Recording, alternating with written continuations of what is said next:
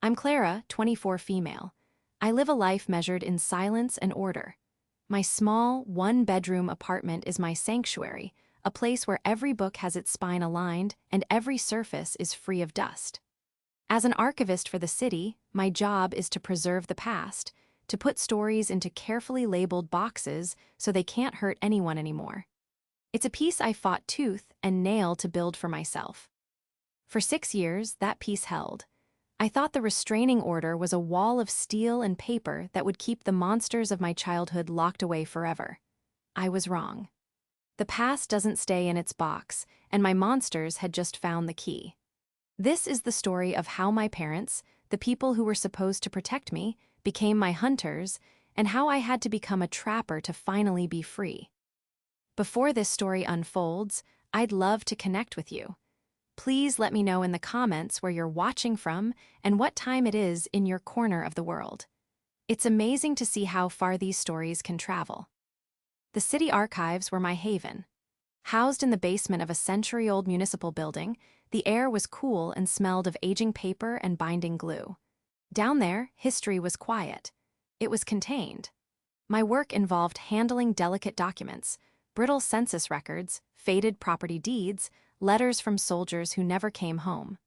I would carefully catalog each piece, my gloved hands treating them with a reverence born from a deep understanding of fragility. My life, too, felt like a delicate document I was constantly trying to preserve. Any unexpected touch, any sudden movement, felt like it could tear everything apart. My apartment mirrored my workspace. It was on the third floor of a walk-up building in a quiet, tree-lined neighborhood. I'd chosen it specifically for its anonymity and its single point of entry. I had 3 locks on my door, a standard deadbolt, a chain, and a high-security Medico lock that my landlord had reluctantly allowed me to install at my own expense. Overkill, he'd called it. For me, it was the bare minimum. Every evening, I'd come home, lock the door, and perform a silent ritual. I'd check the windows, walk through my small space to ensure everything was as I had left it, and only then would I allow myself to breathe. This meticulous control was a direct response to the chaos of my upbringing. My parents, Eleanor and Richard Vance, saw me not as a daughter but as a project, a porcelain doll to be shaped, dressed, and displayed. My mother, Eleanor, was the architect of my life. She chose my clothes, my friends, my hobbies. Every decision was made with the goal of crafting the perfect, compliant child. My father, Richard, was the silent enforcer. An accountant by trade, his world was one of numbers and ledgers, and he applied that same cold logic to our family. He enabled my mother's every whim, his silence a stamp of approval on her suffocating control. My childhood was a performance, and any deviation from the script was met with chilling disappointment and psychological warfare. I wasn't grounded or yelled at, I was isolated, given the silent treatment for days, made to feel like my very existence was a burden. The breaking point came when I turned 18. I had been accepted to a university 4 states away, a small act of rebellion I'd managed by applying in secret. When I told them, the house became a tomb. My mother locked herself in her room, and my father informed me that my tuition would not be paid. They expected me to crumble, to apologize, and accept the local community college they had pre-selected for me. But something inside me had finally fractured. For the first time, I didn't bend, I broke free. With the help of my only true friend, Maya, and a guidance counselor who saw the desperation in my eyes, I took them to court. It was a brutal, humiliating process. I had to lay bare the intimate details of their control, presenting years of journals and emails as evidence. The judge saw it for what it was, not parental concern, but pathological obsession. I was granted a permanent restraining order. They were forbidden from contacting me, coming within 500 feet of my residence or workplace, or attempting to communicate through third parties. On my 18th birthday, I packed a single suitcase and left, never looking back. For 6 years, the silence was beautiful. I put myself through college working 2 jobs. I found my passion for history and my quiet career. I found my apartment. I found Clara. Maya was my anchor through it all. We had been friends since childhood, and she was the only one my parents had never successfully driven away. Now a social worker, she understood the deep-seated trauma better than anyone. We had dinner every Friday, a standing appointment that grounded my week. "You're doing it, Clara," she'd tell me, her voice warm with pride. "You're building a life." And I was. It was a small life, a quiet one, but it was mine.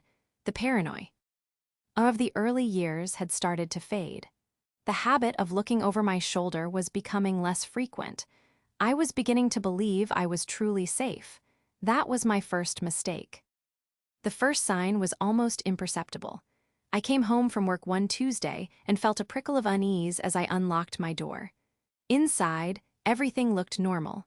But as I went to put my keys in the small ceramic bowl on my entryway table, I paused. The bowl was slightly to the left of where I always kept it. I was certain of it. I had a photograph-like memory for the placement of things in my own space. It was a tiny detail, something anyone else would dismiss, but for me it was a discordant note in the carefully composed symphony of my life. I swept the apartment, my heart hammering against my ribs. Nothing was missing. Nothing else was out of place. I told myself I was being ridiculous. Maybe I'd bumped the table that morning. I forced myself to let it go, but a sliver of the old fear had returned, lodging itself under my skin. The fragile piece was beginning to show its cracks. A week passed, and the incident with the key bowl faded into the background, dismissed as a product of an overactive imagination. I chided myself for letting a tiny detail unravel years of progress. I was safe. The locks, the distance, the law, they were all on my side. But the universe has a funny way of testing your convictions. The whispers started subtly, like the rustle of leaves just outside a window, easy to ignore until they become a roar. The first was a phone call. I still maintained a landline, a relic from a bygone era that I kept mostly for the comfort of its presence. The number was unlisted, only Maya and my landlord had it. So when it rang on a Thursday night, the shrill sound cutting through the quiet of my apartment, I was startled. I picked it up, expecting a wrong number. "Hello," I said. There was nothing but silence on the other end. Not the dead air of a disconnected line, but a heavy, breathing silence. I could feel someone there listening. "Hello, who is this?" I asked again, my voice sharper this time. A faint click, and the line went dead. I stood there for a long moment, the receiver cold against my ear. It was probably just a telemarketer or a glitch in the system, but the feeling of being listened to lingered long after the call ended. A few days later, I had my first encounter with the new neighbor.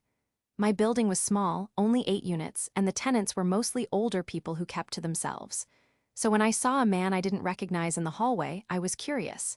He was in his late 30s with a bland, forgettable face and an overly friendly smile. "Hi there," he said, extending a hand. "I'm Mark, just moved into 2B." I shook his hand briefly. "Clara, I'm in 3A." His smile widened. "Clara. Nice to meet you. Say, you work downtown, right? At the old municipal building?" My blood ran cold. How could he possibly know that? My workplace wasn't something I advertised. I must have looked shocked because he quickly added, "I saw you leaving the other morning when I was out for a run. You carry that distinctive leather satchel." I did carry a worn leather satchel to work every day. It was a plausible explanation, but the precision of his question felt invasive. It wasn't just, "Do you work downtown?" It was specific.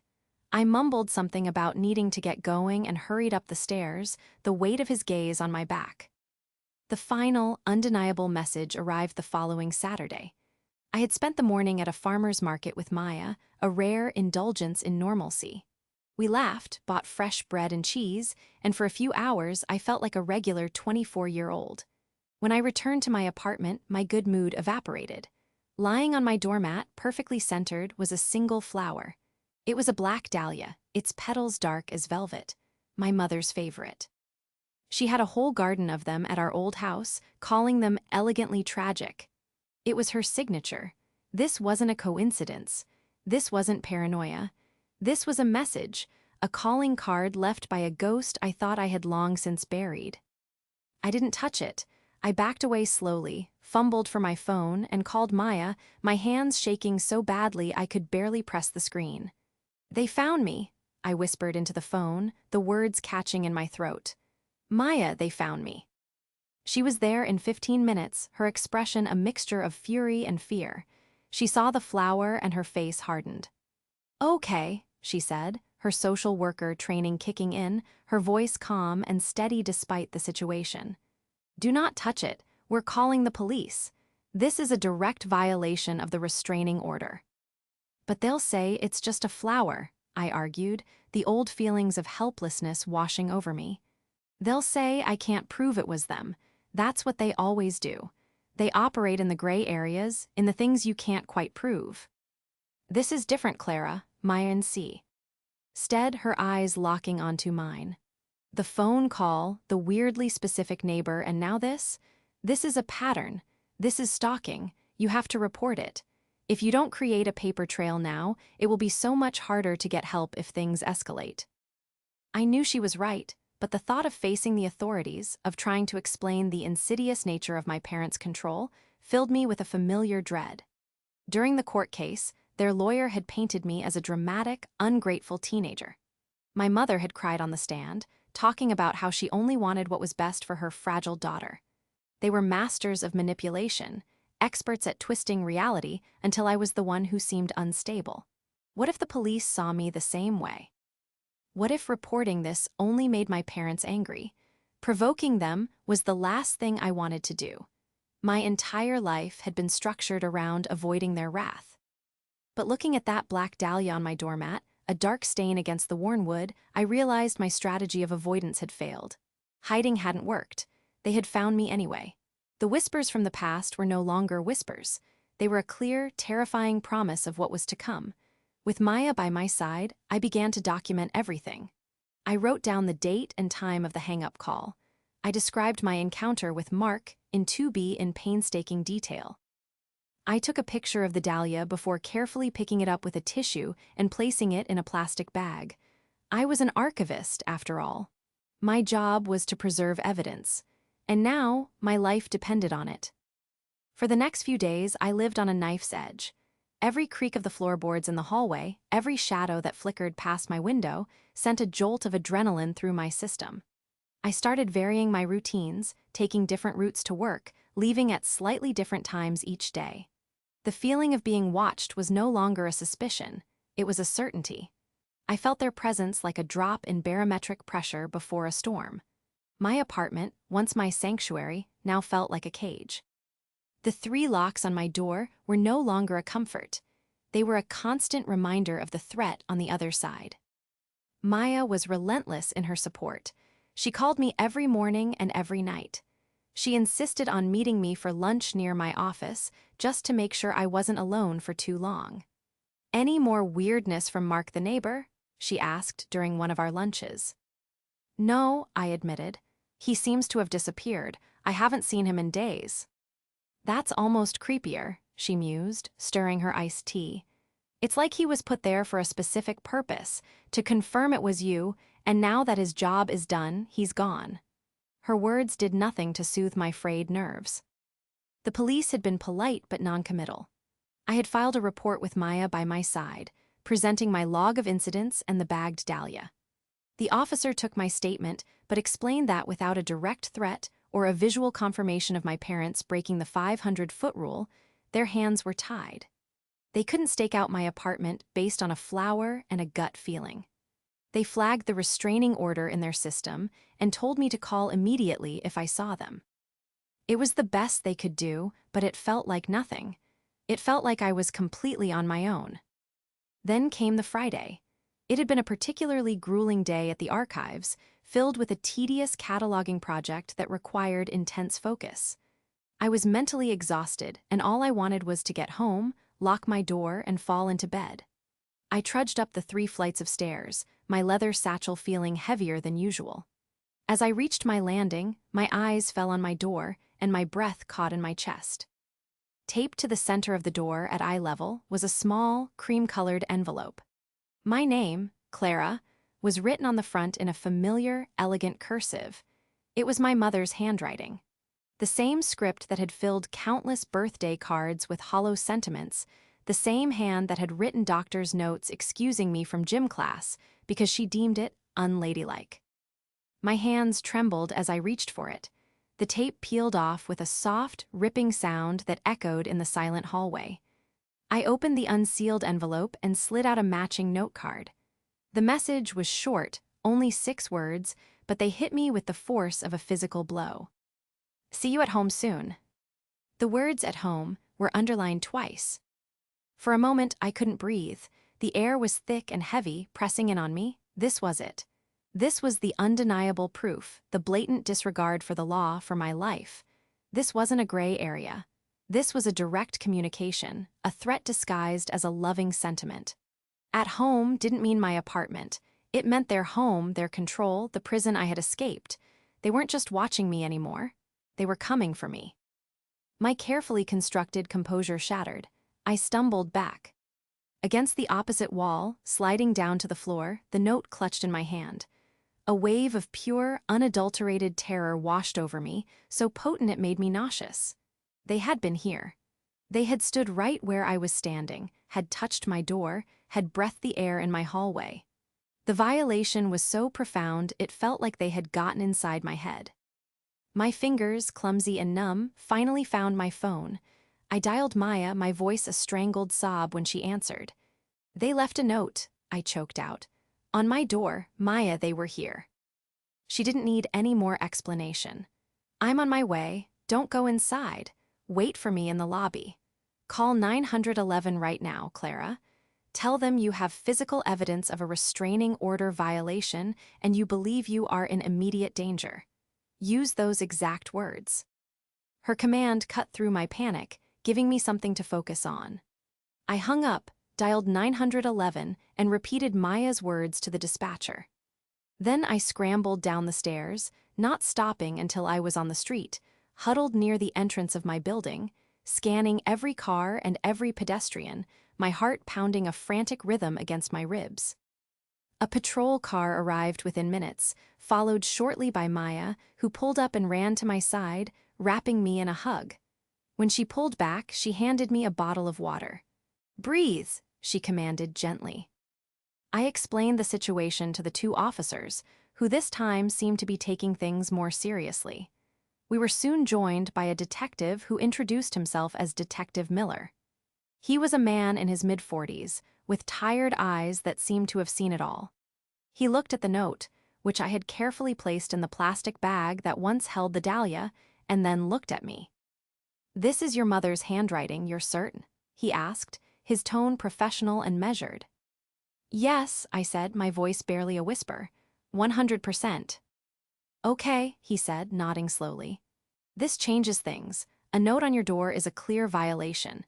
We can't prove who put it there just from the note itself, but combined with your previous report, it establishes a clear pattern of harassment and stalking." He looked from me to Maya, his expression grim. "He's right, though," he said, gesturing to the empty apartment of 2B. "Your neighbor, Mark, doesn't exist. The apartment is vacant, and the landlord has no record of anyone by that name. Someone picked the lock to use it as a surveillance post." The pieces were clicking into place, forming a picture that was more terrifying than I could have imagined. They hadn't just found me, they had been methodical, they had planned this.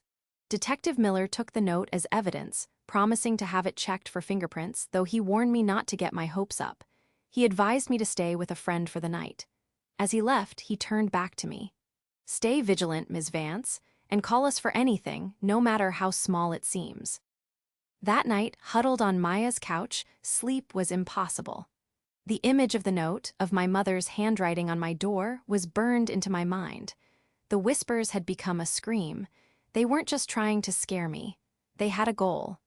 And the note was a promise that they were getting close to achieving it.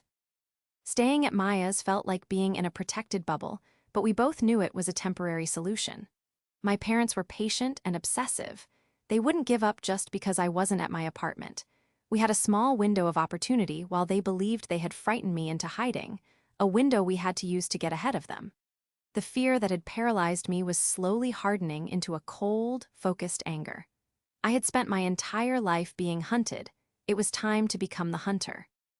Detective Miller was our official channel, but we knew the police were constrained by procedure and bureaucracy. They needed irrefutable proof to escalate the charges from harassment to something more severe. So, we decided to find that proof for them. My skills as an archivist and Maya's background as a social worker made us a surprisingly effective investigative team. She understood people, and I understood data. Okay, let's think like them, Maya said, pacing her living room while I sat at her dining table with my laptop. They're arrogant.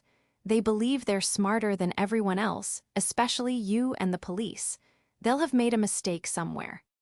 Their digital footprint is almost non-existent, I said, frustrated. They don't use social media. They're old school, but they're not ghosts. They have to exist somewhere. I started with the basics, public records. My first major discovery came when I searched the property records for their house, the one I had grown up in. It had been sold 6 months ago. A deep chill went through me. For all these years, I had pictured them in that house, surrounded by their things, living their stagnant life. The knowledge that they had untethered themselves was deeply unsettling. They were mobile, and they had been for months. Where had they been living? And why sell the house they had cherished for over 30 years? Money, Maya said immediately when I told her. They sold it for the cash. They're funding something. That led me to my next avenue of investigation. My father, being an accountant, was meticulous with finances. While I had no access to their bank accounts, I remembered something from my teenage years. My father had set up a shared family cloud storage account, a place for him to back up tax documents and for my mother to store her thousands of digital photos. I had been forced to use it for school projects. I had never deleted my access, assuming the account was long defunct. On a whim, I tried logging in. The password, a combination of my mother's birthday and their wedding anniversary, worked on the first try. Their arrogance was, indeed, their weakness. The cloud was a goldmine. It was mostly filled with recent, mundane files, scanned receipts, bank statements, but as I dug deeper, I found what I was looking for. In a folder mislabeled Vacation Planning, I found browser history backups from my father's computer. He had been researching. He'd searched for things like private investigator services, GPS tracking devices for cars, and most chillingly, countries with no extradition treaty with the United States. My breath hitched. Maya, look at this.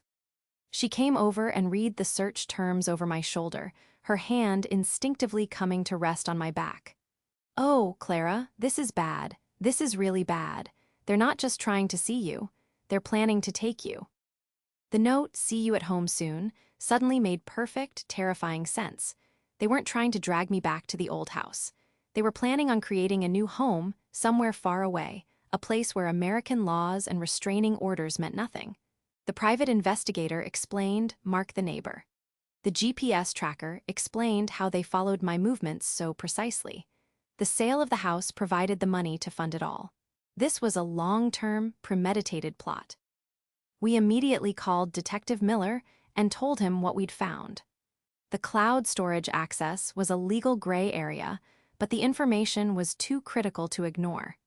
The search history provided the context he needed to take this to the next level.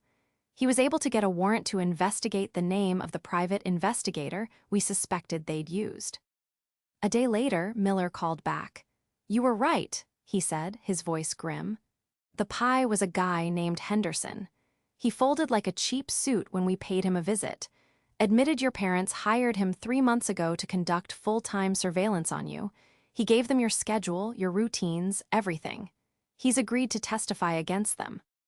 The confirmation was both validating and horrifying. I had been living in a fishbowl for months, every move I made documented and reported back to my captors. But Miller had more. We also tracked a recent financial transaction. Your father, Richard Vance, liquidated a massive investment portfolio 2 weeks ago. We're talking a high 6-figure sum, all converted to cash and untraceable assets like gold certificates. They're not just planning a trip, Ms. Vance. They're planning to disappear. The web was no longer hidden. We could see every strand, every connection. They had the means, the motive, and a detailed plan. All they were missing was me. It was clear now that waiting for them to make the next move was not an option. If we waited, I would lose. We had to force their hand. We had to lay a trap and make them walk right into it. The fear was still there, a cold knot in my stomach, but it was now overshadowed by a burning, righteous resolve. They had underestimated me. They saw me as the same scared, compliant girl they had raised. They were about to find out how much I had changed. The revelation of my parents' plan shifted the dynamic entirely. We were no longer on the defensive.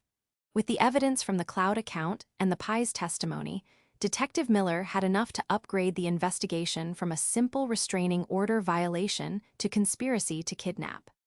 The problem was, we still didn't know where my parents were or when they planned to act. They were ghosts, existing only in the digital trails and financial records they'd left behind. Miller could issue a warrant for their arrest, but finding them would be a challenge. They were lying low, waiting for the perfect moment to strike. So we have to give them that moment, I said, the idea forming in my mind as I spoke. I was sitting with Maya and Detective Miller in a small, sterile interview room at the police station. It was the first time I felt like a partner in the investigation rather than just a victim. Miller leaned forward, his elbows on the metal table. What do you mean? They think they know my routine because their Pye tracked me for months, I explained, my voice gaining confidence. But the Pye is out of the picture now. They're operating blind. They're relying on old information. We can use that. We can feed them a new routine, one that ends with them walking into our trap. Maya looked at me, her eyes wide with a mixture of admiration and concern. Clara, that means you'd have to be T. He bait, it's too dangerous. It's the only way, I insisted, looking at Miller. They want me. If they think I'm vulnerable, isolated, and predictable, they'll make their move. We control the time and the place. Detective Miller was silent for a long moment, studying my face. He saw the fear, but he also saw the determination. Tell me your plan, he said finally. The plan was simple in its concept, but terrifying in its execution. We would create a situation that my parents would see as an unmissable opportunity. Their research into non-extradition countries suggested an international escape. The most logical place to intercept me would be right before I could get on a plane, a place of transition and chaos, an airport. I'll book a flight, I said, a solo trip, somewhere far away, like a research trip for work, something that makes sense for my character. We decided on a week-long trip to London to visit the British archives. The next step was to make sure my parents found out about it. We couldn't just announce it. That would be too suspicious. We had to leak the information organically. I created a new, private social media profile under a slightly altered name. I made it look like a real account, backdating a few posts about work, books, and quiet city life. Then, I added one friend, a distant cousin I knew was still in contact with my mother. I posted about my upcoming, exciting research trip to London, including a picture of my flight confirmation, with the dates and flight numbers clearly visible. It was a digital breadcrumb trail leading directly to me. They'll be monitoring her, Miller confirmed. Even without the Pye, they'll be checking anyone you've ever had contact with. They'll find this. The days leading up to the flight were the most stressful of my life. I had to live as if everything was normal. I went to work. I came home to Maya's apartment, all while knowing that my parents were likely watching, planning, and preparing to snatch me out of my life forever. Every night, I would wake up in a cold sweat, the image of their faces haunting my dreams. But every morning, Maya was there with a cup of coffee and a look of unwavering belief in me. "You've got this," she would say, and somehow I started to believe her. Detective Miller and his team worked in the background. They arranged for a heavy undercover presence at the airport. They coordinated with airport security and the TSA. The plan was to let my parents make their move, to let them physically approach me and attempt to coerce me. The overstep had to be blatant and undeniable, caught on dozens of security cameras. They needed to be caught red-handed, not just for stalking, but for the attempted abduction itself. The night before the flight, I packed a small suitcase with clothes I didn't care about. It felt surreal, like I was an actor preparing for a role. Maya sat on the bed, watching me. "Are you sure you can do this?" she asked softly. I paused, folding a sweater. I looked at her, my best friend, the one person who had stood by me through everything. "I have to," I said. "I've been running from them my whole life. I'm done running. Tomorrow, I'm going to stand still and let them be the ones to fall. The morning of the flight, a profound and unnerving calm settled over me. The fear was still there, a low hum beneath the surface, but it was controlled. Detective Miller picked me up himself in an unmarked car. "We have eyes everywhere," he assured me. "You will not be alone for a single second, just walk your path. Go to the check-in counter, then head towards security. They'll likely try to intercept you somewhere in that public space." As we pulled up to the departures terminal, I took a deep breath. This was it. The final chapter of my old life was about to be written. I got out of the car, pulled my suitcase behind me, and walked into the lion's den. The airport was bustling with travelers, a sea of anonymous faces. But I knew that somewhere in that crowd, two faces were watching, waiting just for me. The air inside the airport terminal was charged with the frantic energy of countless intersecting journeys. People rushed past with suitcases, voices echoed over the PA system announcing departures and final boarding calls, and the scent of coffee and anxiety hung in the air. For everyone else, it was just a Tuesday morning. For me, it was the end of a war. I walked through the sliding glass doors, my hand gripping the handle of my rollaboard suitcase so tightly my knuckles were white. The calm I had felt in the car was holding, a thin sheet of ice over a turbulent ocean of fear. I kept my eyes forward just as Miller had instructed. "Don't scan the crowd," he'd said. "They'll be looking for that, act like a normal traveler, be oblivious." It was the hardest piece of acting I'd ever had to do. Every part of my being was screaming at me to search for them, to identify the threat before it could get close. But I trusted the plan. I trusted Miller. His undercover officers were ghosts in the crowd, disguised as travelers, janitors, and airline staff. I was the cheese, and the entire airport was the mousetrap. I located the check-in counter for the international flight to London and got in line. The minutes crawled by. With each person that moved ahead of me, the tension in my shoulders tightened. This was the most vulnerable part of the plan, standing still, a fixed target. I could feel imaginary eyes on my back, could almost hear my mother's whisper in my ear. I focused on my breathing, in and out, a slow and steady rhythm to counteract the frantic beating of my heart. After what felt like an eternity, I reached the counter. I handed over my passport to the airline agent, a woman in her 50s who gave me a subtle, almost imperceptible nod. She was one of Miller's team. The transaction was smooth, professional. She printed my boarding pass and checked my bag. "Have a safe flight to London, ma'am," she said, her voice perfectly normal. With my boarding pass in hand, I turned and began the long walk towards the security checkpoint. This was the stretch of open ground where Miller predicted they would make their move. It was a wide concourse, flanked by shops and cafes, filled with people but with enough space for an interception. My steps were measured, deliberate. Not too fast, not too slow. A normal person on their way to a normal flight. I was halfway to the checkpoint when I heard it. A voice that instantly transported me back to my childhood bedroom. A voice that could be both honey-sweet and razor-sharp. "Clara." It came from my left. I stopped, my whole body going rigid. I turned slowly, and there they were.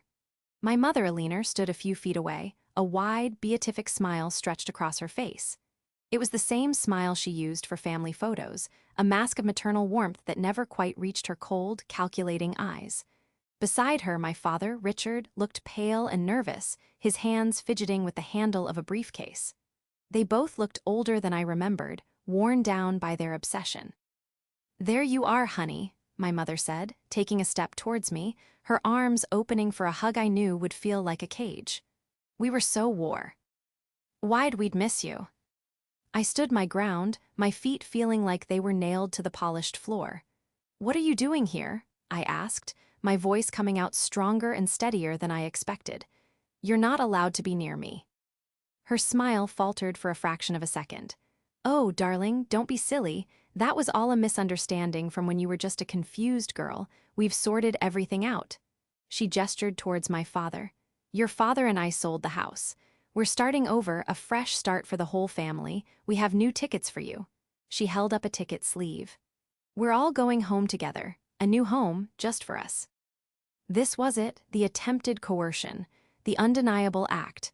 My father took a hesitant step forward, reaching for my arm. "Clara, please," he said, his voice weak. "Your mother just wants us all to be a family again." As his fingers brushed against the sleeve of my jacket, the world seemed to slow down. In that moment, something inside me, the last vestige of the scared little girl, finally burned away. I looked from his pleading face to my mother's triumphant one. They hadn't changed at all. They still saw me as a possession, an object to be reclaimed. I pulled my arm back sharply. "I am not going anywhere with you," I said, my voice ringing with a clarity that silenced them both. And then the trap was sprung. From all directions, the ghosts in the crowd materialized.